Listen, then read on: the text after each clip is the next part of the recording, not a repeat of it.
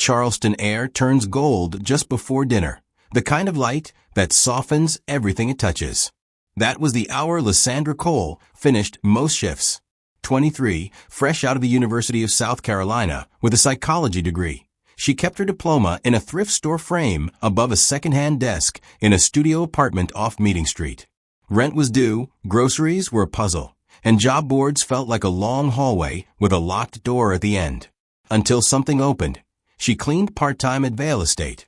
The house sat back from the road, behind live oaks, and a long gravel drive. Inside, the hush felt deliberate. Long corridors, the gleam of dark-wood stairs, portraits in gilded frames staring at one another across the years. A lemon oil scent rode the air. When she pushed a mop bucket, the wheels whispered. When she climbed, the steps talked in their old bones. On her first day, the butler had pointed skyward with 2 fingers and a steady voice. 5th floor is family quarters. Do not go up there. No exceptions. It wasn't a threat. It sounded like a rule that protected something fragile. So Lysandra built a map in her head and left that corner blank. She wiped banisters, dusted frames, learned which windows stuck and which ones breathed, and kept her eyes on the work. This afternoon, as the sun slid toward the marsh, she was polishing the 2nd floor hallway glass. In the reflection, she caught a woman crossing the foyer below, with a briefcase tucked tight against her side. Rowena Vail, widow, early 30s, a black blazer cut like armor. The lines around Rowena's mouth never quite relaxed. Even at a distance, you could feel the press of time on her shoulders.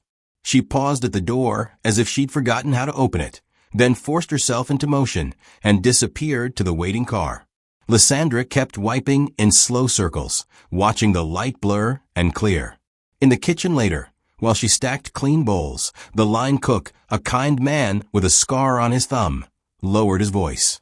Mr. Vail passed before the boy was out of the hospital. Mrs. Vail runs the company now. Real estate, big accounts.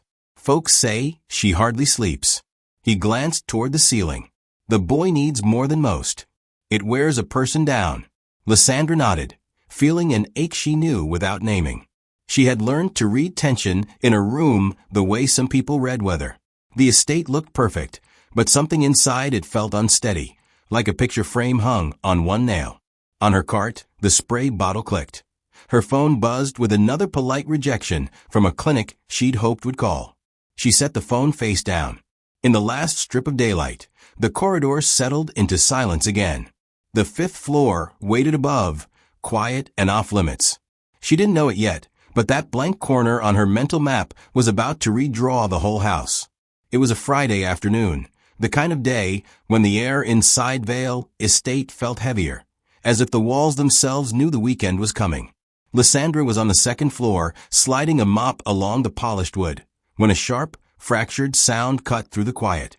At first, she thought it might be a television left on upstairs. But then it rose again, louder, urgent, broken into gasps. It wasn't background noise. It was a cry. And it wasn't just sad, it was panicked, the kind of sound that clawed at you from the inside. The butler appeared at the base of the main staircase, his usual measured pace replaced with hurried steps.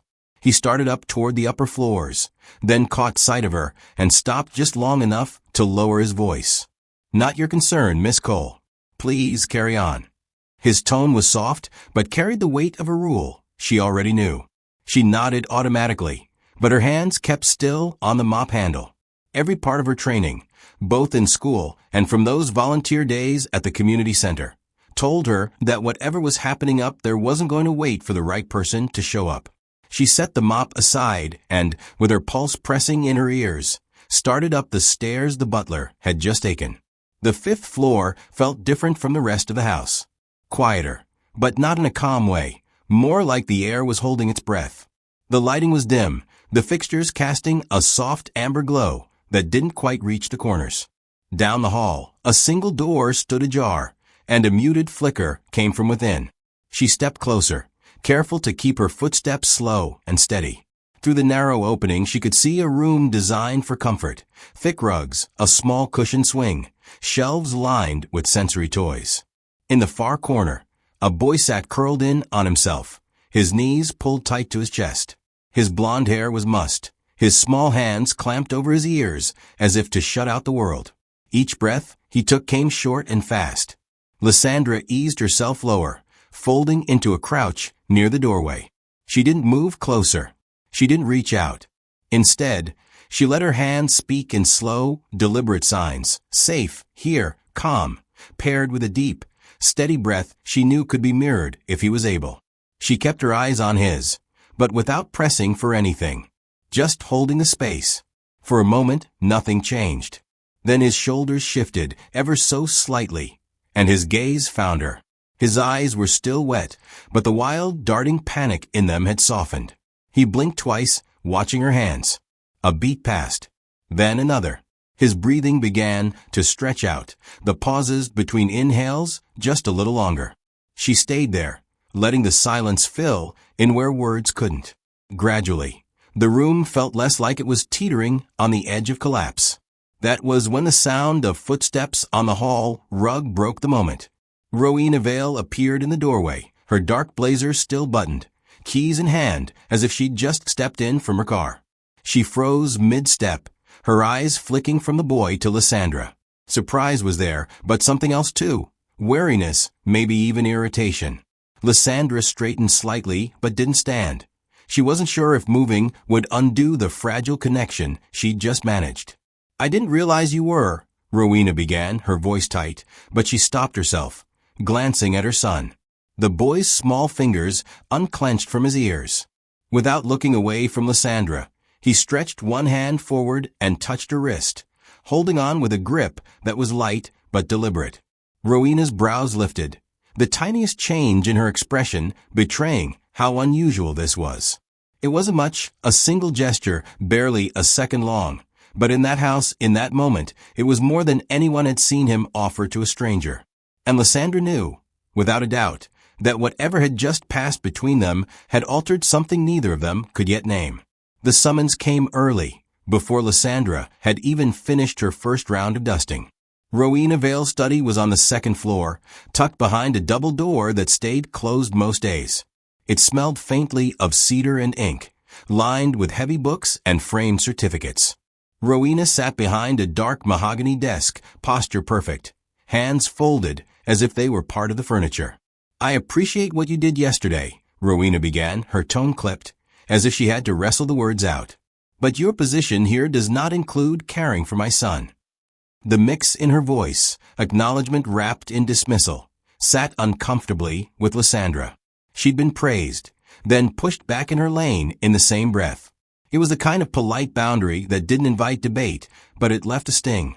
She knew she'd stepped into a place she'd been told not to go, yet the thought of ignoring that terrified cry it didn't sit right. Once you've heard a sound like that, you can't unhear it. That evening, she patted around her small apartment, phone pressed to her ear. Janelle's voice came through from Harbor Light Cafe, clinking cups in the background. "Girl, I know you've got a good heart, but be careful," Janelle said. "You get tangled up in rich folks' family business. You might end up the villain in their story." "It's not about their story," Lysandra replied, leaning back against the couch cushions. "It's about that boy. You didn't see him. He was gone somewhere in his head. And he came back. Just a little. With me there." "You sound like you already care too much," Janelle teased, but her voice was softer now. Lysandra didn't answer right away. She thought about another child years back when she'd been volunteering at a local center. The boy had clung to her during a meltdown in the middle of a busy grocery store, and the next day, his mother, wealthy, impatient, had accused her of overstepping and had her removed from the program. That sudden cut, the shame of being dismissed without defense, had stayed with her. The next day, sunlight draped itself across the back lawn of Vale Estate. Lysandra was in the side hallway folding a stack of clean towels when she saw movement in the doorway. Finnian stood there, small frame half in shadow, holding a single puzzle piece in his palm. He walked forward slowly and stopped a few feet away. His hands moved in short, deliberate shapes. "Help me." Lysandra glanced down the hall. No one was around. "All right," she said, crouching to meet his gaze. "Let's find where it goes." That quiet exchange became their secret rhythm. 10 minutes between chores, 15 if no one was looking. They'd sit on the garden stone bench or in the sunroom's corner where the light puddled on the floor. They worked on puzzles, read picture books, practiced simple signs. Sometimes he would hand her a piece without looking at her face. Other times he would hold it out like an offering, waiting for her smile before letting go. It wasn't official, and maybe that made it feel even more theirs. There was no schedule, no chart on the fridge. Just a thin, invisible thread tying them together in stolen moments. On a damp afternoon, Lysandra was dusting the ornate mantel in the main sitting room when voices carried in from the hall. Rowena's tone was sharper than usual. The words pressed hard. And then another voice, older, heavier, answered back. "You can't keep doing this alone," Gareth Vale said, the timbre of his voice like a closing door. "The boy needs a proper specialist. I found someone, one of the best. He can live in, take full charge." "And where does that leave me?" Rowena's reply was quiet but frayed. "It frees you to do what's necessary. The company is your husband's legacy. It's your responsibility to protect it." There was a pause, a sound that could have been a swallowed sigh. Rowena's footsteps moved away, her heels soft against the rug until they faded. Lysandra stayed still, cloth in hand, staring at the carved details beneath her fingers. The house felt different in that moment, colder, as though the draft in the hall had slipped under her skin. She thought about how easily someone could snip a thread they couldn't see, and how hard it was to knot it back together once it broke. She had no authority, no right to interfere. But in her chest, the decision was already settling in like the slow drop of a stone into deep water. She wasn't going to let that thread be cut, not if she could help it. Rowena's voice carried no warmth that morning, though her words weren't sharp enough to call it an argument. She stood at the far end of the dining room, speaking with Gareth, her late husband's father, in that clipped way she used when she'd already lost the energy to resist. By the time Lysandra caught enough to piece it together, Rowena had agreed, reluctantly, to let a specialist work with Finnian.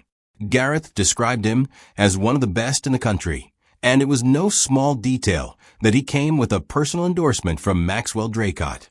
That name had been floating in the air of Vale Estate since the day Lysandra started. Maxwell was a polished figure in Charleston real estate, the kind of man who wore success like a custom-tailored suit. But behind that shine was a bitterness people whispered about. He'd been outmaneuvered by Rowena's husband in a massive waterfront deal years ago. Publicly, he brushed it off. Privately, the grudge was alive and well. From the first session, Lysandra didn't like the new man. He moved into Finnian's personal space too quickly, tried to guide his hands before earning his trust. The boy's shoulders hunched in on themselves, his head ducked until his chin nearly touched his chest. She knew that posture, self-protection. On the second day, when the specialist reached out to correct the way Finnian was holding a puzzle piece, the boy jerked away, so hard the piece flew across the table. The specialist forced a smile, muttering something about persistence, but Lysandra caught the flicker of frustration in his eyes. She kept her observations to herself, though each one lodged like a small pebble in her thoughts. Finnian was quieter, more withdrawn, and he'd begun avoiding the corner of the house where the therapy room had been set up. Once from the laundry hall, she saw him pressed into the far side of the couch while the specialist spoke to him from across the room. The distance between them was physical, but it was also something deeper, an absence of trust. It was a breezy Thursday afternoon when she saw Maxwell in person. She'd just stepped in from the garden, the smell of damp earth still clinging to her hands, when she caught sight of him in the main hall. He was shaking Rowena's hand, leaning in just enough to murmur something that made her brow tighten. He was taller than she'd pictured, with that kind of easy, practiced charm that could sell you a house you didn't even like. And then his eyes landed on her. The glance was brief, but it was heavy with appraisal, like he was filing away her face for a later use. He didn't smile. Instead, he let the corner of his mouth lift in something halfway between polite acknowledgement and quiet warning, then turned back to Rowena. Moments later, he was gone, the front door closing softly behind him. That night, in the low yellow light of her apartment, Lysandra was folding laundry when her phone buzzed. An unknown number. She swiped it open and froze. The image filling the screen was of her and Finnian in the Vale Garden, sitting side by side on the old stone bench. He was holding a puzzle board, and she was mid-gesture, her hands signing something to him. The shot was taken from a distance, far enough that she couldn't tell where the photographer had been, but close enough to see the concentration in Finnian's face. Beneath the photo was a single sentence. Someone important is going to care about this. The words seemed harmless on the surface, but her gut told her otherwise. She zoomed in on the picture, scanning the edges. The angle was wrong for a casual snapshot. It had been deliberate. Whoever took it had been watching, waiting for the moment to frame. She read the message again, her mind racing. The important person could mean Rowena, or Gareth, or someone else entirely. Either way, the subtext was clear. They were watching her, and they wanted her to know it. She set the phone down on the coffee table and sat back, the room suddenly feeling smaller. What had been a quiet, almost sacred connection between her and Finnian was no longer theirs alone. It was exposed now, like something fragile left out in the wind. Outside, a car passed on the street below, its headlights sweeping across her wall for a brief second before disappearing. She listened to the hum of the refrigerator, to the clock on the counter marking out the seconds, and she felt the shift. Something under the surface was moving, unseen, but pulling hard, like a current just beneath calm water. And she had the uneasy certainty that if she wasn't careful, it could drag her under before she even knew she'd stepped in. The invitation came through Gareth as though it were an act of goodwill, an arranged assessment for Finnian at Seabrook Learning Center, meant to give the family a clearer picture of his developmental progress. On paper, it sounded reasonable. In reality, it was Maxwell Draycott's stage. He had arranged the entire event, and Gareth, perhaps without realizing or perhaps ignoring the implications, insisted that Rowena attend and that Lysandra come along as physical support. The term stung. In Gareth's voice, physical support meant nothing more than tidying up the room, fetching water, or setting up materials. It was a way to keep her present but voiceless. She told herself it didn't matter. Being near Finnian was enough. But she couldn't shake the unease in her chest. Seabrook was bright, almost too bright. Its main therapy room was painted in soft blues, but the lighting overhead was sharp, and the hum from an unseen sound system created a constant layer of background noise. For most, it might have felt like a lively environment. For a child like Finnian, it was a minefield. Lysandra recognized the signs immediately. The flickering in the corner lights, the faint but persistent buzz, the small sensory cues that could stack into something overwhelming. Maxwell, of course, moved through the room like it was his domain, greeting staff he'd arranged to assist, and speaking in that friendly, authoritative tone that made him seem indispensable. The so-called specialist he'd brought with him wasted no time getting Finnian seated at a low table across from two strangers. From her place by the supply shelf, Lysandra watched Finnian's posture shrink inward. His eyes flitted from the table to the door, his breathing shortening. One of the strangers reached out, brushing his fingers to hand over a toy. The touch made him flinch. A pulse from the overhead lights followed, and the hum seemed louder now. "Finnian, can you tell me what this is?" the specialist prompted, holding up a bright plastic shape. But the boy's eyes were already fixed on the exit. In another moment, his chair scraped sharply against the floor, and he bolted, straight toward her. She knelt instinctively, catching him as he wrapped his arms around her neck, pressing his face into her shoulder. The room went still for her, but not for Maxwell. Out of the corner of her eye, she saw a man behind the glass of the observation area lift a camera. Maxwell, standing beside him, gave a subtle nod. The shutter clicked in rapid bursts. She knew in that instant what the photos would look like. Finnian clinging to her, the therapy session abandoned, a housekeeper inserting herself into the treatment of a child from one of Charleston's most visible families. She also knew how quickly such an image could be twisted.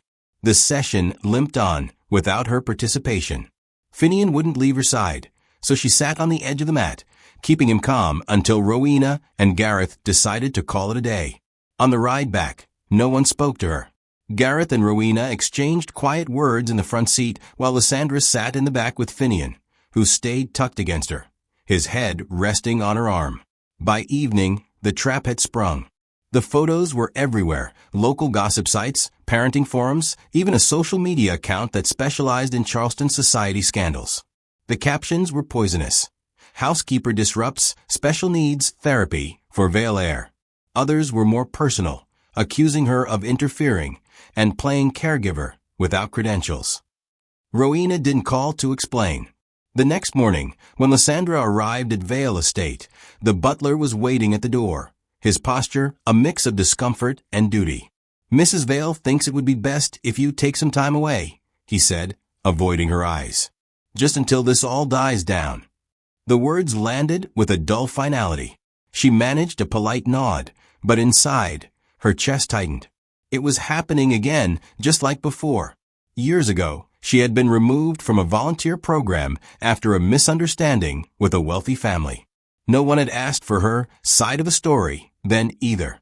She had walked away, carrying the sting of being labeled without proof, without defense. Standing there now, on the stone steps of Vale Estate, the door closing gently behind her, she felt that old wound reopen. The humiliation wasn't the worst part. It was the knowledge that Finnian, who had sought her out when he was frightened, was now in the hands of people he didn't trust, with a man who saw him as nothing more than leverage. She turned toward the long driveway, the oaks lining the path casting deep shadows in the morning light. Somewhere, Maxwell was already moving on to his next move. And she, the one person Finnian had run to without hesitation, had been pushed out of his reach. The thought burned hotter than any public shame ever could. The messages started coming in before sunrise. At first, Lysandra thought they were just more of the gossip comments she'd been avoiding online, but these were different, more pointed, more invasive. Grainy shots of her walking down the street with grocery bags, zoomed-in images of her mailbox, captions written in a mocking tone.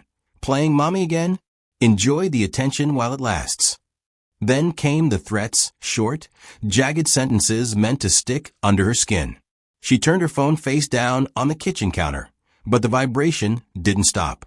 It pulsed against the laminate like a steady reminder that someone, somewhere, was watching. Across town, in his glass-walled office at Draycott Enterprises, Maxwell lounged back in his chair, swirling the amber liquid in his glass like he was savoring the next step of a meal. His assistant stood near the doorway, tablet in hand. "The bait's taken," Maxwell said casually, eyes fixed on the skyline. "Now, we make it official. Child welfare opens a file on her. We win before she even knows the rules." The assistant hesitated. "That's a serious escalation."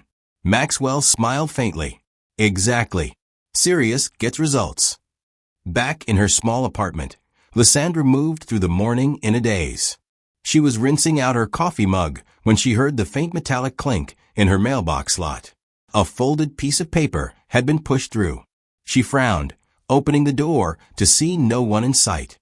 The paper was small, almost like it had been torn from a child's notebook. On it, drawn in uneven pencil lines, were a few basic ASL symbols. One she recognized instantly. "Don't go." It was Finnian's handwriting, shaky but determined. Her throat tightened. He had found a way to reach her without anyone knowing. His message as clear as if he'd been standing there. While she held that note, Rowena sat in her office, staring at two open files on her desk. A quarterly financial report bleeding red and Finnian's therapy schedule, crowded with appointments she no longer felt in control of. She rubbed her temples, feeling the weight of decisions that never seemed to land in her favor anymore. Maxwell was everywhere, polished, persuasive, always with an answer before she could even form the question. Night fell fast that day, as if the sun had been impatient to leave. Lysandra was folding laundry when the knock came, firm, deliberate. She opened the door to find two police officers and a woman in a gray blazer holding a clipboard. "Ms. Cole," the woman asked. "Yes. I'm with Charleston County Child Protective Services. We need to speak with you about a complaint regarding inappropriate conduct with a minor." Her breath caught. "What?" One of the officers stepped forward, his tone measured but unyielding. "We have a formal report. It's signed by an employee of Vale Estate." "That's not possible," Lysandra said, her voice sharper now. No one there would. The woman interrupted gently but firmly. The signature matches digital records. We'll need to conduct an initial interview tonight. Lysandra stood frozen in the doorway, the hum of her refrigerator suddenly loud in the silence that followed. She knew exactly what this was, not a misunderstanding, not a mistake. It was Maxwell's move, executed with precision. He didn't just want her gone from Finnian's life. He wanted her credibility destroyed, her name permanently tainted. Her mind flashed to the note still sitting on her counter. Don't go. She thought of Finnian's face when he clung to her at Seabrook, the way he had sought her out in the garden. If this investigation stuck, there would be no way back to him, not legally, not even as a friend. She met the officer's eyes, her voice steadier than she felt. Then I guess we should get this over with. But inside she knew the truth. If she didn't find a way to fight back now, this would be the end for her, and for the only real connection Finnian had outside his family's walls. The investigation was a constant shadow over Lysandra's days, knocks at the door, phone calls she didn't want to answer, and the uneasy sense that every movement she made was being observed. She'd started timing her grocery trips to early mornings, avoiding the eyes she imagined were following her. One gray Thursday afternoon, her phone rang with a number that displayed only as unknown. She almost let it go to voicemail, but instinct made her answer. Lysandra Cole? The voice on the other end was male, low, and careful. Who's asking? I used to work for Draycott Enterprises. I don't have long. I saw Maxwell with that so-called therapist you met, the one working with Finnian. They were talking about setting you up, planting evidence. Her pulse quickened. You're sure? I'm sure. I recorded part of it. I can send it, but I can't be involved after that. Too dangerous. Before she could ask another question, a short audio file arrived on her phone. She pressed play, and static filled her ear, followed by Maxwell's unmistakable voice. Just make sure she's out of the way. Once that girl is gone, Rowena won't have a choice but to sign over the company. It was barely 30 seconds long, but enough to make her hands tremble. Now she was cornered between two impossible paths. She could take this to Child Protective Services immediately, but without verifying where it came from, they could dismiss it, or worse, turn it against her. Or she could hold it back, keep her head down, and try to gather more proof, knowing every day that passed gave Maxwell more room to work against her. That night, she sat at her kitchen table with the recording on loop, the sound of his voice etching itself into her mind. Every time she thought about releasing it, she pictured Finnian's face. What would happen to him if she misstepped and lost all credibility?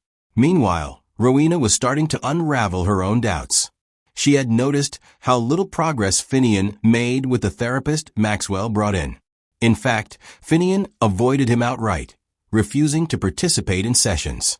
Rowena had told herself it was just resistance to change, but after a quiet conversation with her son, one where he didn't use words but made his feelings plain, she couldn't ignore the unease settling in her chest. The shift came in the simplest way. One afternoon, Finnian came into the sunroom where Rowena sat reading and handed her a piece of paper. On it was a colorful drawing in crayon. At first, she thought it was just his usual imaginative scene. Trees, a patch of grass, two figures standing near the back of the Vale Garden. But then she looked closer. The taller figure had Maxwell's sharp jawline and dark suit. The other, with a thinner build, looked like the therapist. They were leaning toward each other, hands in mid-gesture, clearly talking. In the corner of the drawing, Finnian had scribbled a small date, the day of the Seabrook evaluation. Later, Lysandra would study that picture in the soft light of her apartment, recognizing it for what it was, a child's unfiltered memory, drawn without agenda. It wasn't definitive proof, but it was something. Something that connected Maxwell and the therapist at a moment they shouldn't have been alone together. She tucked the drawing beside the folded note Finnian had sent her days before. Two fragile pieces of evidence, both from a boy who couldn't testify in words, but whose instincts she trusted more than anyone's. The choice was becoming clear. She couldn't fight this by staying quiet, but if she moved too soon, she could lose everything.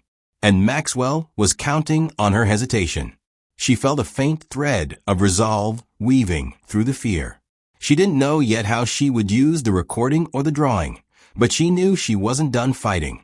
Lysandra sat at her kitchen table, the weight of the decision pressing down on her. The recording, the drawing, the threats, none of it would matter if she couldn't get the truth out in a way people would believe. Going through official channels had already proven risky. Maxwell's reach was long, and he had friends in places she couldn't see. That was when she remembered a name from a pamphlet she'd seen at the library months ago. Maya Dufresne, a local journalist known for her work on children's rights and welfare investigations. She found Maya's number through a friend who worked at the Harbor Light Cafe. When she finally called, Maya's voice was steady, almost cautious, but with a spark of interest as soon as Lysandra hinted at the situation. Maxwell Draycott? Maya repeated. If you've got something real on him, we need to talk face to face. No phones. Too easy to trace. They met the next afternoon at a quiet corner table in the back of the cafe. Lysandra slid her phone across, the audio file queued up. Maya listened without speaking, her expression tightening. This is good, she said when the clip ended, but it's not enough. We need something visual. Something that shows how he or his people treat Finnian. If you're willing, I can help you get it. It took them 2 hours and a lot of coffee to settle on a plan. Lysandra would return to the Vale estate under the guise of helping out during one of Finnian's therapy sessions. She would carry a mini camera, hidden inside her tote bag, angled toward the room. Maya would be waiting nearby to collect the footage as soon as it was done. The day of the plan, Lysandra's pulse was a steady drumbeat in her ears. She greeted Finnian in the garden before the session, hoping to calm him. When the therapist entered, his tone was clipped, his movements impatient. He set out an exercise that Lysandra recognized immediately as a trigger. Too much sensory overload for a child like Finnian. Bright lights flashed in quick pulses, and a recording of jarring, irregular claps played over a speaker. Finnian stiffened, his hands flying to his ears. No, he signed desperately. The therapist ignored it.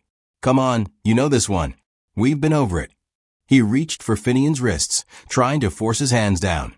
Stop, Lysandra said sharply, stepping between them. He's telling you he can't. The man glared. This is how progress is made. Not like this. Not by scaring him. Their voices rose, and that's when Maxwell appeared in the doorway. His smile was thin, eyes cold. You really don't know when to quit, do you, Miss Cole? He said, his tone dripping with condescension. Keep this up and you'll regret it. Her fingers tightened around the strap of her bag, feeling the faint weight of the camera inside. Every word, every look was being recorded. She held his gaze, saying nothing. After the session, Rowena asked to speak with her privately. Lysandra expected anger, but instead, Rowena's expression was complicated, worn down, uncertain. I think it's best if you take some time away from here, Rowena said, the words heavy. The attention, the gossip, it's getting worse. Lysandra swallowed hard. You believe them. Rowena shook her head slowly. I'm trying to believe you. I need time. And I want to trust you. Her voice lowered on the last sentence, almost a confession. That night, Maya came by to pick up the footage. She reviewed a few frames right there in Lysandra's living room, nodding. This is exactly what we needed. He's going to fight back hard, but we've got to start. And fight back he did. Within 2 days, Maxwell had tightened his grip, reaching out to his contacts, planting new rumors, and making sure anyone who might support Lysandra was suddenly too busy or too afraid to help. It was clear he knew someone was closing in on him. The air around her life felt charged, like the moments before a storm breaks. She could see the wave coming, but there was no safe place to stand. And yet, she had someone in her corner who wasn't afraid of Maxwell Draycott. The court summons sat on Lysandra's kitchen counter like a loaded weapon. It had arrived that morning in a plain envelope, the kind that usually carried utility bills or grocery store coupons. But when she slid it open and unfolded the crisp paper, the language inside left no room for misunderstanding. She was to appear before the Charleston family court in less than a week. The request for the emergency hearing came directly from the Child Welfare Agency, at Maxwell Draycott's urging. Her eyes kept returning to the accusations spelled out in black and white, interfering with and negatively influencing the therapeutic process of Finnian Vale. Clinical words, stripped of warmth or nuance, but their meaning struck deep. She could already hear Maxwell's voice in her head, oily and precise, spinning her care for Finnian into an act of sabotage. By mid-morning, the news had already spread beyond the court docket. Local TV anchors pronounced her name with that careful mix of gravity and intrigue, while online headlines reduced her to a tabloid caricature. The maid who thinks she's a therapist. Social media was worse. Comment threads filled with strangers calling her reckless, dangerous, even predatory. None of them knew her. But they didn't have to. Maxwell had made sure the snapshots, the captions, the slanted story were all in place. Inside Vale Estate, the air felt heavier than usual. Staff who once nodded politely now avoided her eyes. Rowena, moving between conference calls and legal briefings, seemed older somehow. Her voice tight, her posture rigid. From snippets Lysandra overheard, the Vale Properties Board was applying relentless pressure. They didn't just want Rowena to distance herself from the scandal. They wanted her to sever all ties with Lysandra immediately, for the good of the family name. That afternoon, Rowena asked her to step into the study. The curtains were half drawn, muting the late-day light, and the space felt almost like a confession booth. "They're telling me I should end your employment," Rowena said quietly, her gaze fixed on the papers spread across her desk. "Not because I believe the things they're saying, but because they think it will stop the bleeding." Lysandra swallowed, her pulse in her ears. "And you? What do you believe?" Rowena's eyes flickered up, sharp and searching. "I believe you care about Finnian in a way no one else here does. But I also believe, if this fight keeps growing, it could destroy both of us." Lysandra nodded slowly, though the movement felt mechanical. She had asked herself the same question in the sleepless hours of the past week. Was her presence making things harder for Finnian? Yet when she closed her eyes, she could still see his expression the day he'd pressed that note into her palm, the clumsy letters spelling "Don't go." She couldn't forget the way his hand had gripped hers during his panic, as if she were the only safe harbor he had. Maxwell, of course, wasn't content to let her even keep that. Within days, Finnian's therapy sessions were shifted without notice, and instructions were circulated among the staff. Lysandra was to have no contact with the boy. The message was clear. He wanted her erased from Finnian's world. But late one night, just as she was about to turn in, her phone lit up with a message from an unfamiliar number. "He doesn't talk. He just draws pictures of you all day." The text was from a teacher at Seabrook Learning Center. Attached was a blurry photo of a piece of paper. Even through the grain, Lysandra recognized herself in the child's simple lines. Her hair pulled back, her hands outstretched toward a small figure with wild scribbles of brown for hair. Her throat tightened. The world might be calling her a fraud, a meddler, or worse, but somewhere in that quiet schoolroom, Finnian was still reaching for her the only way he knew how. And that meant she couldn't walk away. Not yet, not while he was still fighting to keep their connection alive. The court date loomed like a shadow over everything she did. In the quiet moments before dawn, lying in the dark, she could almost hear Maxwell's low, triumphant murmur. "I can take everything from you." The fear was real, coiling tight in her chest. But beneath it was something sturdier, almost defiant. He might have the headlines, the lawyers, and the board on his side. But she had the truth, and the boy who, without saying a word, was telling her not to give up. Maya Dufresne's voice came through the phone, low and urgent. "Lysandra, I think we found him." At first, Lysandra didn't understand. Found who? The guard. One of the men Maxwell paid off. He used to work nights at the estate. He's the one who planted the cameras and fed those photos to the press. Lysandra felt her breath hitch. "And he's willing to talk?" "He is," Maya said, "but only if his identity stays protected. He's scared out of his mind, but he's got the details, the payments, even the exact dates. If we do this right, it could bury Maxwell's case." That night, the three of them, Maya, Lysandra, and the Vale family's attorney, met in the back room of a quiet cafe. The guard's voice trembled as he recounted how Maxwell had approached him months earlier, slipping him envelopes of cash in exchange for looking the other way, sometimes looking too closely when it suited him. He admitted that the shots of Lysandra holding Finnian had been staged from the start. The attorney leaned forward. If you testify under oath with the assurance that your identity will be sealed, this could change everything. The judge will have to question the credibility of every piece of evidence Maxwell's presented. The guard nodded, still nervously scanning the door. Just keep my name out of it. I don't want to end up like some of the others who crossed him. Lysandra felt a glimmer of something she'd almost forgotten. Hope. They agreed to hold the testimony for the upcoming hearing, to release it when it would do the most damage to Maxwell's carefully crafted narrative. But the real shift came the next day, when Rowena herself showed up at Lysandra's apartment. She was still in her work clothes, hair pulled back tight, but her expression carried none of the guarded politeness Lysandra had grown used to. Without preamble, Rowena reached into her bag and set a small silver USB drive on the kitchen table. I think this belongs in your hands now. Lysandra frowned. What is it? It's from the old security system at Vale Estate, Rowena said. When we upgraded last year, the company forgot to wipe some of the archived footage. I went through it myself. Her voice dropped to almost a whisper. There's a clip from the night of the school evaluation. The garden cameras caught Maxwell talking with that so-called therapist. They were planning the whole setup, how to push Finnian until he panicked, how to make sure you were in frame when it happened. Lysandra's stomach turned. You saw this? Rowena nodded, her eyes steady now. And once I did, I couldn't keep pretending I didn't know. I don't trust many people right now, but I'm trusting you. They didn't hug, neither of them were the hugging type, but something unspoken settled between them, a recognition that they were finally standing on the same side. All that night, Lysandra sat at her kitchen table with her laptop, replaying the footage.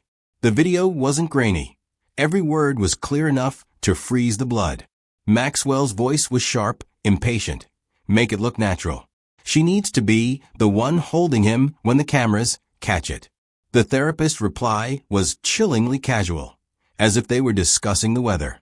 By dawn, the pieces of her defense were no longer just scattered fragments. They were a shield, solid and unbreakable. They had the witness, the testimony, and now visual proof straight from the estate itself.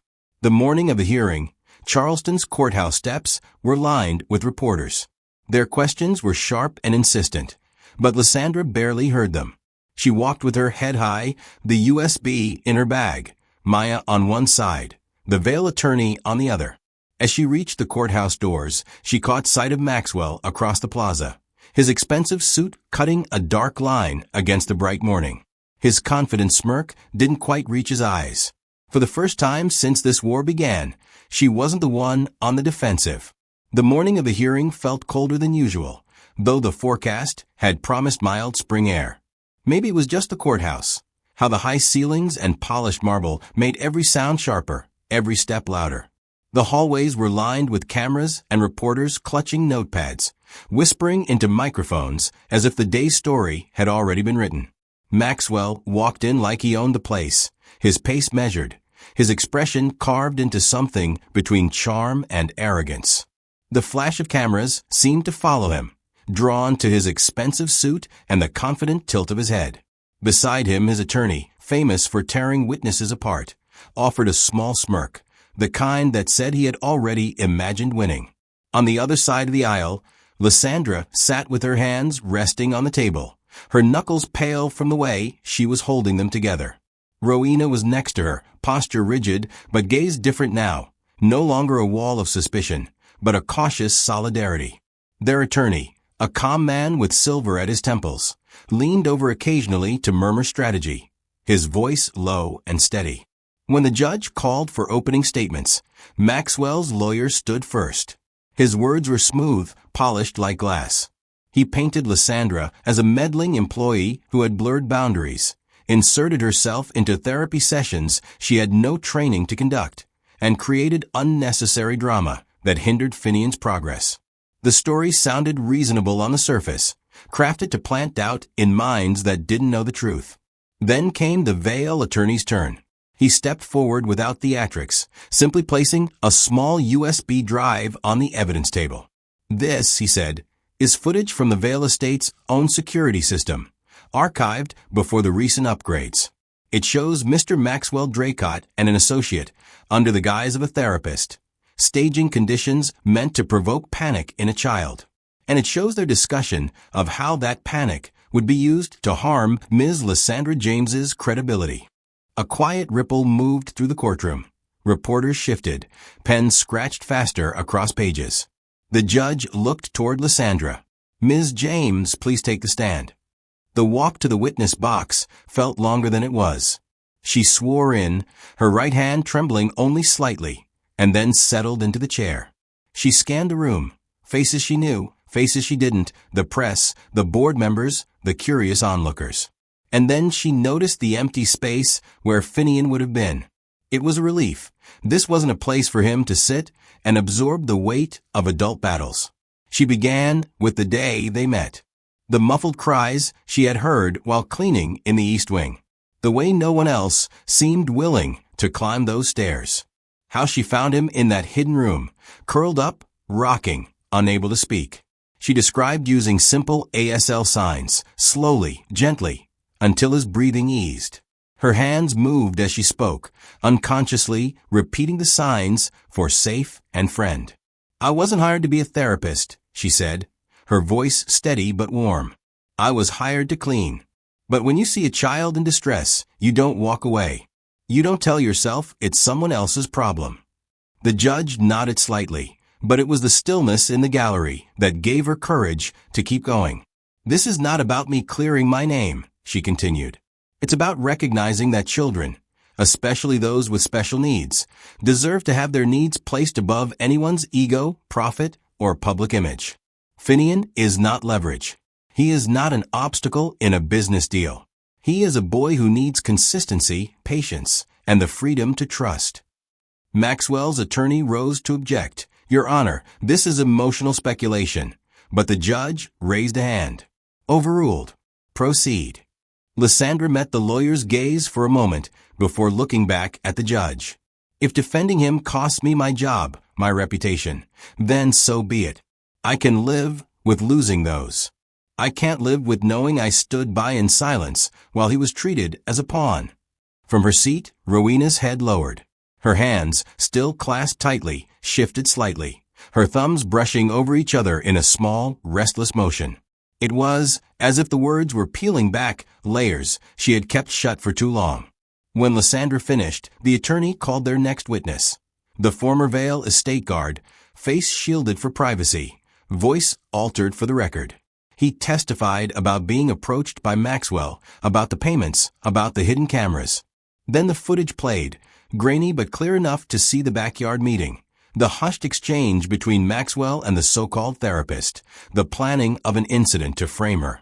Gasps rose in the courtroom. Cameras from the press shifted to capture Maxwell's expression. The mask of composure slipped. By the time Lysandra stepped down from the stand, her knees felt unsteady, but her chest was lighter. For weeks, she had been carrying the weight of doubt, her own and everyone else's. Now at least, the truth was no longer hers alone to hold. The hearing wasn't over. There would still be cross-examinations, arguments, and decisions ahead. But as she walked back to the table, Rowena met her eyes, just for a moment, and gave the smallest nod. It wasn't an apology, not yet, but it was trust. And that, for now, was enough to keep going. The air inside the courtroom turned heavy, like a summer storm pressing against the walls. Maxwell's voice, low but edged with disdain, cut through the quiet. "That footage is fabricated. And that so-called witness? Bought and paid for." His lawyer echoed the claim, gesturing toward the jury as if the truth could be swayed by the sweep of an expensive cufflink. The judge called for order, but the tension was already spilling over. In the gallery, reporters leaned forward, eyes flicking between the defense table and the evidence screen. Rowena sat still, her face unreadable, though her hands curled slightly in her lap. Then Maya Dufresne rose from the bench reserved for witnesses. As a journalist, she had no reason to speak, unless she had something new. Your Honor, she began, voice steady. I have a series of internal emails from Draycott Enterprises. They were leaked to my office last week and authenticated by a cybersecurity analyst. They show direct instructions from Mr. Maxwell Draycott to stage an incident at Seabrook Learning Center in order to discredit Ms. Lysandra James. A murmur rippled through the room. Maxwell's attorney objected, hearsay inadmissible, but the judge asked to see the documents. Pages were handed up. The courtroom clerk read excerpts aloud. Ensure the therapist escalates. We need a clear reaction. Capture it on video. Once the footage is circulated, Rowena will have no choice but to sever ties. Maxwell's jaw tightened. His lawyer whispered something urgent, but he shook his head, his temper sparking. You don't get it, do you? Maxwell snapped, his voice rising enough to be caught by every microphone. The plan was simple. Get rid of the maid, and Rowena would finally sign the papers to sell the company. The silence that followed was electric. Every pen in the room seemed to stop mid-scratch. The court stenographer paused, glancing at the judge to confirm she'd heard correctly. Mr. Draycott, the judge said sharply, I suggest you choose your next words carefully. This is being recorded. Maxwell's attorney's hand shot out to pull him back into his seat, but the damage was done. The admission hung in the air like a flare lighting up the battlefield. The Vale family's attorney seized the moment. Your Honor, this admission, combined with the footage and the corroborating witness, demonstrates a deliberate attempt to fabricate evidence against Ms. James. We request that the court clear her of all allegations and refer Mr. Draycott's actions for criminal investigation. Before the judge could respond, a small movement caught everyone's eye. In the back row, Finnian had been sitting quietly with a support aide, a coloring book open in front of him. Now he stood slowly, as though gathering courage from the floor upward, his eyes fixed on Lysandra. His small hands rose, fingers shaping a sign, 2 taps over the heart, then a gentle push outward. Stay. The room seemed to hold its breath. The aide tried to guide him back to his seat, but he didn't move until Lysandra returned the sign, her lips forming the silent word. Cameras clicked like falling rain, and on the monitors outside, the image replayed in slow motion. A boy, silent but speaking louder than anyone else in the room. Rowena's composure cracked. She turned toward Finnian, her eyes wet, then back to Maxwell, whose expression had twisted into something caught between fury and panic. He seemed to realize in that moment that the tide had not only turned, it was dragging him out to sea. The judge's gavel came down hard. Order. We will recess for 30 minutes before I make my ruling. As people rose, the courtroom buzzed with low voices, the hum of speculation and shifting alliances. Maya closed her notebook, but her gaze stayed fixed on Maxwell, as if she already knew he wasn't done fighting. Lysandra sat, her pulse still hammering from the past 10 minutes. Across the aisle, Maxwell leaned toward his lawyer, speaking in a voice too low to catch. But in his eyes, there was still that glint, not of victory, but of someone calculating the next move, no matter how small the board had become. She exhaled, knowing this might not be the final battle.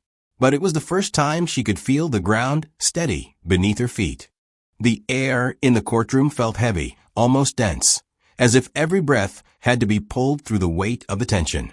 The judge had just allowed both sides a final chance to speak when Lysandra leaned toward her attorney and whispered something. Then she stood, her palms pressed flat against the wooden table. Your Honor, she said, her voice carrying clearly across the room, I'd like to speak to Mr. Draycott directly. The judge's eyes narrowed, measuring her request. Keep it relevant, Ms. James, and keep it brief. Turning to face Maxwell, Lysandra didn't raise her voice, but her words had an unshakable steadiness. How many times have you actually sat with Finnian? Not in meetings, not at photo ops, just the two of you in a quiet room. To listen to him? To learn who he is without anyone telling you what to see. Maxwell's mouth opened, then closed.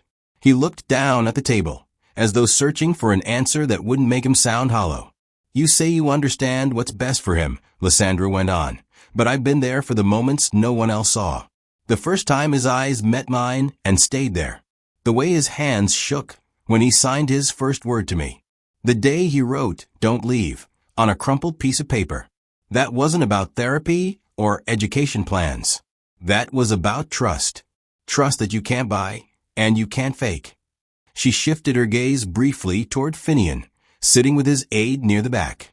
He was tracing the edge of a carved wooden figure with his thumb, eyes darting between Lysandra and his mother. Maxwell straightened, his tone sharp. "You were hired to clean the house, Ms. James. You are not trained, licensed, or authorized to interfere in a child's treatment. You've overstepped." Lysandra's mouth curved into something that was neither a smirk nor a smile, more like a quiet knowing. Maybe it's because I'm just the housemaid that I could be what he needed. I'm not bound by profit margins or corporate interests. I'm not trying to leverage him into a business deal. My only stake in this is a boy who learned to feel safe with me when he couldn't with anyone else. There was a subtle ripple in the gallery. A few people leaned forward. Others exchanged glances. It wasn't a polished legal defense, but it was the kind of truth that reached people in their gut. Rowena rose slowly from her seat. Her voice trembled, but her words landed with a clarity that made Maxwell flinch. "She's right." She turned toward the judge, her hands clasped in front of her. "I've told myself for years that working harder was the way to give my son the best life. But I missed the signs. I missed him. Lysandra was the one who saw him, who fought for him when I was too blind with my own priorities. Whatever her job description says, she is the safest place my son has." Maxwell's attorney began to stand, ready to object, but the judge's raised hand silenced him. The courtroom seemed to tighten around Rowena's words, sealing them into the record. Finnian had stopped fiddling with his wooden toy. His gaze stayed fixed on his mother, as if seeing her. Lysandra's shoulders eased just slightly. There was no triumph in her face, only relief, and a faint ache that came from carrying too much for too long. She gave Rowena a small nod, a silent acknowledgement between women who, until now, had been on opposite sides of a wall neither wanted to admit existed. The judge leaned forward, her expression unreadable. "I believe I have heard enough. We will recess for a short time before I deliver my decision." The gavel struck once, and the tension in the room shifted from confrontation to anticipation. Maxwell avoided looking at anyone, his jaw tight, and his knuckles white against the tabletop. Rowena moved toward the back, resting her hand gently on Finnian's shoulder. This time, instead of pulling away, he reached for her hand. The gesture was small, but Lysandra caught it and felt something deep in her chest loosen. She remained seated as the gallery stirred, letting the moment settle. The verdict was still out of her control, but something in the balance had already tipped. For the first time in weeks, she wasn't just defending herself. She was standing in the open, her truth fully spoken, with people who mattered finally listening. The judge's gavel fell with a sharp tap, calling for a 15-minute recess before the verdict. People spilled out into the courthouse hallway, their voices low and hurried. The air smelled faintly of coffee from a vending machine nearby, and the tension followed everyone like a shadow. Maxwell was among the first to leave the courtroom. He moved quickly, his eyes scanning for Rowena. When he spotted her near the end of the corridor, he slipped through the small knots of people until he was close enough to lean in without drawing too much attention. "Rowena," he said in a low, persuasive tone, "you don't have to go down with her. If you back me now, I can make sure you walk away from this without financial ruin. No more debt. No more sleepless nights over the company's numbers." Rowena's jaw tightened, but she didn't respond right away. Lysandra, who had been watching from a few feet away, stepped forward. She didn't raise her voice, but the steadiness in it made both of them turn toward her. "You don't need me to win this case," she told Rowena, her gaze unwavering. "But Finnian needs you to stay, not as a CEO, not as a Dracot, but as his mother. He needs you here with him, not trapped in deals that don't have his name in them." For a long moment, Rowena just looked at her, as if weighing more than the legal battle, measuring trust, love, and guilt in equal parts. Then she turned to Maxwell. "I choose my family," she said, her voice firm. "And I choose to keep the woman who saved my son." Maxwell blinked, caught between disbelief and frustration. His lips parted as though to argue, but Rowena had already taken a step closer to Lysandra. When they walked back into the courtroom together, Rowena reached for Lysandra's hand. The moment their fingers locked, the flash of cameras lit up the front of the room. Reporters leaned forward, scribbling notes as if the gesture alone was a breaking headline. Once the judge returned to the bench, Lysandra stood. "Your Honor, I have additional evidence to submit," she said, her voice carrying a quiet conviction. She handed over a folder containing the last of the recordings and documents she'd kept in reserve. "Not just to clear my own name, but to request that this court refer Mr. Draycott to the district attorney's office for investigation into fraud, evidence tampering, and witness intimidation." The judge motioned for the bailiff to deliver the folder. She opened it, scanned the first few pages, and then passed it to the clerk. Maxwell's attorney began to protest, but the judge cut him off. "You'll have the opportunity to respond, but if these materials hold what I suspect they do, they are highly relevant." Maxwell's composure cracked. His shoulders stiffened, and a muscle in his cheek twitched. He glanced toward the back of the room as if searching for someone who might bail him out, but no one met his eye. The judge's voice filled the chamber. "In light of the testimony, the submitted exhibits, and the credibility of the witnesses, the court finds that the allegations against Ms. James are unfounded and unsupported by any legitimate evidence." She paused, letting the words land before continuing. "Furthermore, the court will refer the conduct of Mr. Maxwell Draycott to the district attorney for possible criminal prosecution." A murmur rippled through the courtroom. The bailiff moved toward Maxwell, who took a step back, then squared his shoulders, as if refusing to give anyone the satisfaction of seeing him rattled. Still, the sound of handcuffs clicking around his wrists drew every eye. Reporters whispered to each other, pens scratching faster. Rowena exhaled a shaky breath, her grip on Lysandra's hand tightening. Finnian, still seated with his aide, turned to watch as Maxwell was escorted out. As they left the room together, Rowena leaned toward Lysandra. "I should have listened sooner," she murmured. Lysandra shook her head. "What matters is you're here now. For him." They stepped out into the sunlight, the noise of the press trailing behind them. The verdict was more than just an official ruling. It was the clearing of a weight that had been pressing down for months. And Lysandra felt that the fight had not just been to save her own name, but to give Finnian a chance at a life free from the shadows that had been closing in. The day Lysandra stepped back onto the grounds of Vale Estate, the air felt different. It wasn't just the crisp scent of early spring drifting in from the marshes.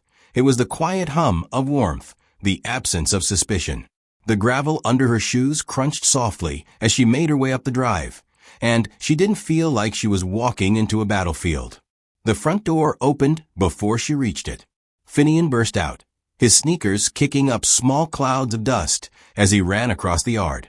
There was no hesitation, no pause to read her face for permission. He simply threw his arms around her waist, his small frame pressing tight against her.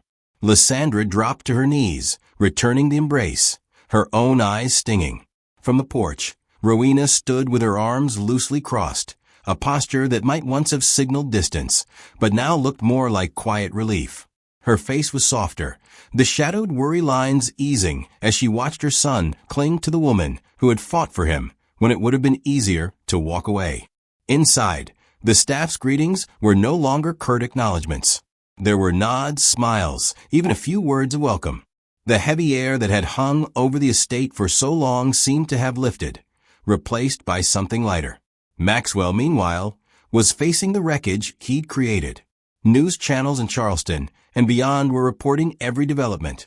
The criminal charges filed against him, the multi-million-dollar contracts Draycott Enterprises had lost in the wake of a scandal, the board's move to suspend his authority indefinitely.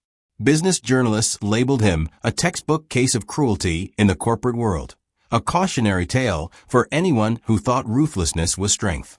One afternoon, Lysandra sat at the kitchen table with a stack of envelopes. She opened them one by one, reading messages from parents across Charleston. Some she knew, many she didn't. They told her about their children. The boy who only spoke when reading aloud to the family dog. The girl who used paint to explain feelings she couldn't name. "What you did for Finnian," one letter read. reminds us that being seen is as vital as being cared for.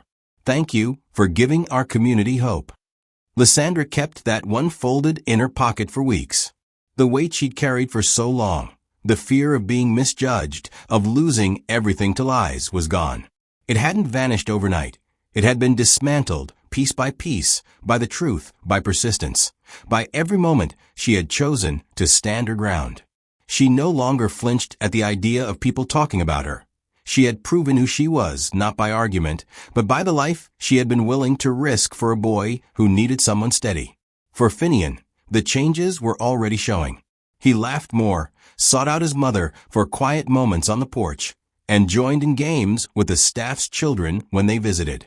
The nightmares that once woke him in tears had lessened. The shadow Maxwell had cast over both him and Rowena had been removed, and in that space, something better was taking root. One evening, Lysandra and Rowena stood together at the edge of the lawn, watching Finnian kick a soccer ball toward a net they'd set up. The sun was low, staining the sky in peach and gold. "I thought I was protecting him by keeping everything under control," Rowena said quietly. "But control isn't the same as care." Lysandra glanced at her. "You're here now. That's what matters." Rowena's nod was slow, thoughtful. "And you're staying?" "As long as Finnian needs me," Lysandra replied. It wasn't a dramatic declaration, just a steady truth. She'd made her peace with the past weeks, the betrayals, the fear, the courtroom battles. They had been necessary steps to reach this place. Maxwell's name would be fought over in legal briefs and business columns for months to come, but his power over this house was gone. The Vale estate wasn't perfect now. It never would be. But it was no longer a place where silence was used as a weapon, where fear dictated the terms of love. It was, for the first time, a home. The invitation came in a crisp envelope with the city seal embossed in gold.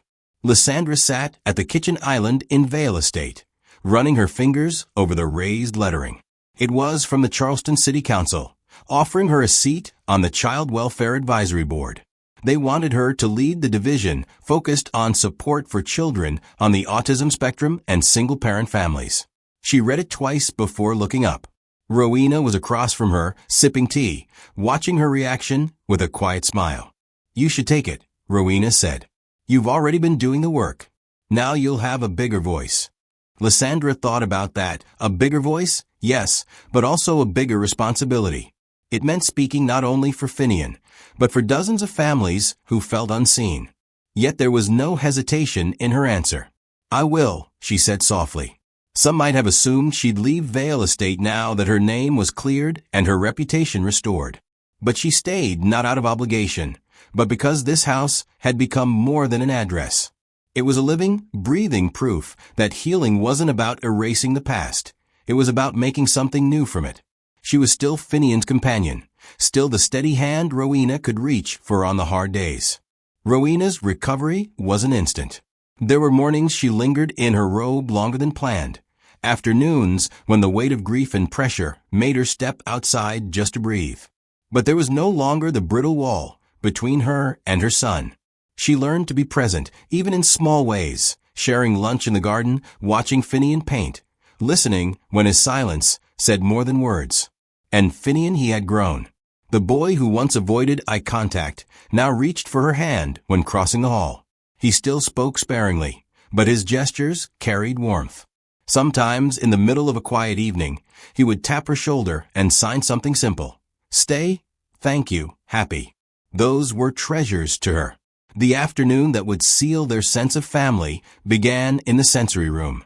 It had been Finnian's safe haven for years, with its soft lighting and shelves of textured objects.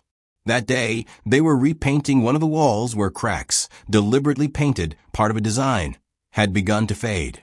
Finnian dipped his fingers into a tray of gold paint and pressed them gently over the cracks, leaving streaks of shimmering color.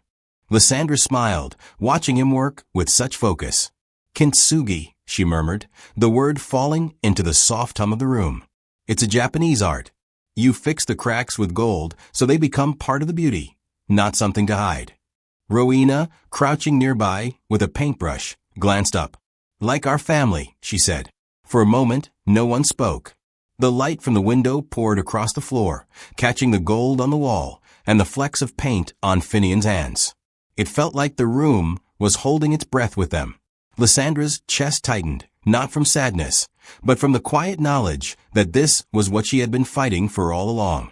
They finished the wall together, laughter breaking the stillness when Finnian dabbed a spot of gold on Lysandra's cheek.